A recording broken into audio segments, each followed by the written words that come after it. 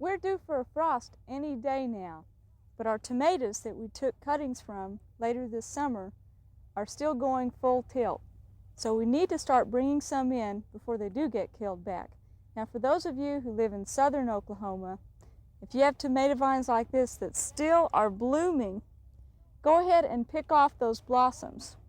If you live in northwestern Oklahoma, this won't make much difference, but if you live in southern Oklahoma, pick off the existing blossoms and that will help the remaining tomatoes start to ripen up. Now if you are going to pick tomatoes off the vine and store them before a frost, there are a few things you need to know so you'll pick the right ones.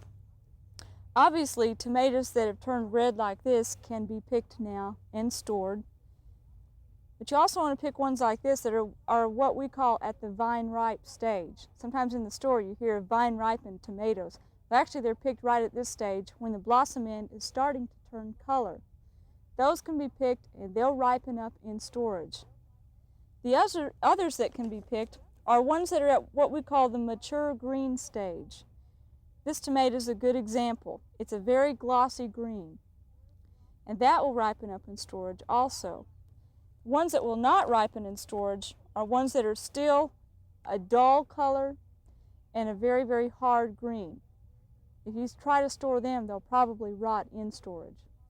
Now the best place to keep tomatoes is sitting on a sheet of newspaper and spaced a little ways apart so they're not touching, so that they won't rot in storage. So if one does go bad, it won't hurt the others. You also want to have them in a well-aerated place. It helps to have them on pantry shelves up off the ground, and store them as close to 60 degrees as possible. If you store them at too cold a temperature, for instance in the refrigerator, the flavor will be ruined and they will not taste good at all once you bring them out for ripening. If you store them at too high a temperature, say up around 80 degrees, the quality will also be poor. So store them as close to 60 degrees as possible.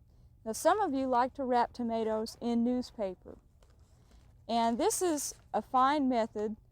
It helps keep them separated so the skin is not touching, and some people feel that it helps them to ripen a little more quickly because it holds in the ethylene gas. The only problem is that if one does rot, you might have a hard time finding it, and you'll be less inclined to check them for storage rots if they're wrapped up like this. Now, as you're selecting tomatoes for storage, it's a good idea to use up the ones first that have cracks in them or any signs of damage. For ones for long keeping, you want them to be in as near perfect shape as possible so that they won't rot in storage. So if you're going to keep tomatoes through the winter, make sure you follow these steps, and again, keep them as close to 60 degrees as possible.